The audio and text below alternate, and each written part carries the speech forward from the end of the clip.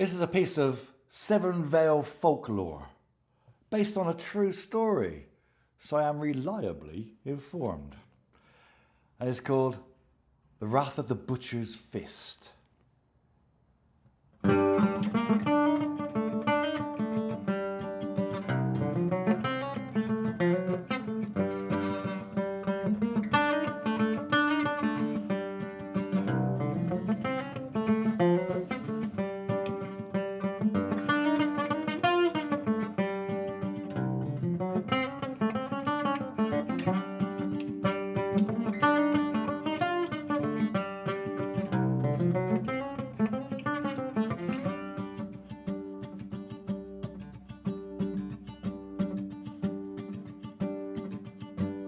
The butcher breezed into the pub for his customary draft.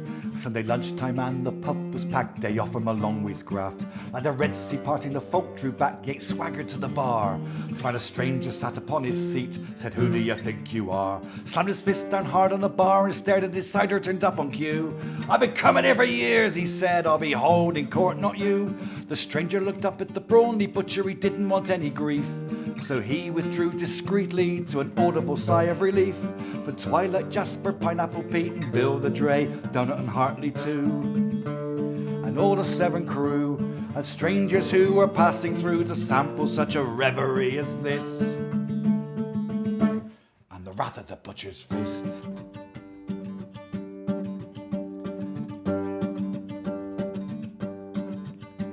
Now Chazzy'd been a ferreting since before the break of day. With Jake his finest cob, he'd worked the reins along the way. Jake had flushed the rabbits out and Chaz had netted the lot. Some to sell and some to trade and the rest bang for the pot. Now ferreting his thirsty work, Chaz deserved a pint or two. So he headed for the Anchor to join the Severn crew. And Chaz the libertine let Jake loose to run around. Without giving it a second thought, the bugger might run to ground. With Twilight, Jasper, Pineapple Pete and Bill the Dray, Donut and Hartley too. And all the Severn crew, and a ferret on the loose, weaving and bobbing, avoiding the boost of the Severn crew. And the wrath of the butcher's fist.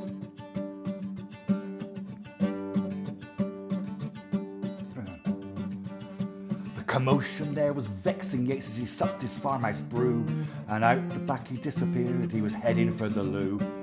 "Pick that bloody ferret up!" the landlord cried. "Look out! Some bugger with a Jack Russell, and the fur will fly, no doubt." Chaz grabbed his cob by the scruff of the neck, held him up for all to see. "Oh, if you save up here on high," he joked. And the locals all agreed, but the terrier leapt and wrapped its jaws around the ferret's tail.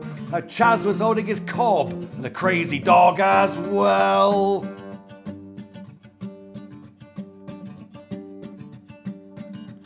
Well, given the extreme circumstance, Jake went into a state of shock, and all his bodily functions, they started to run amok.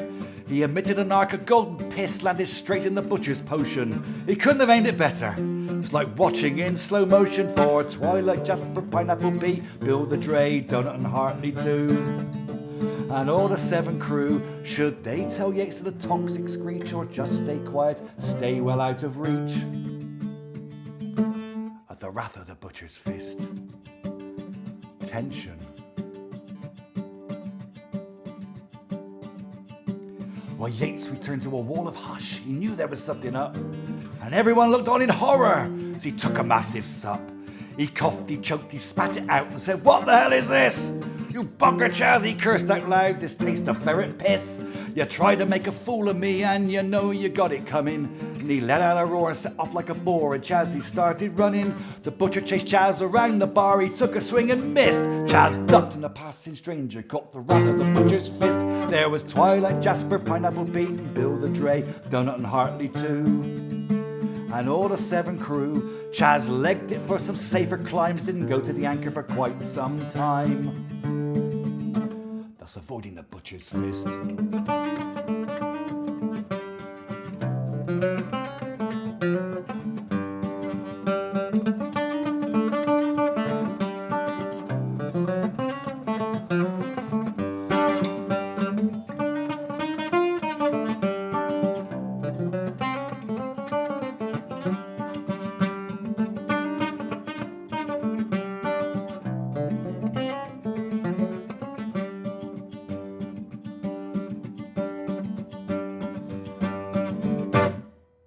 So true.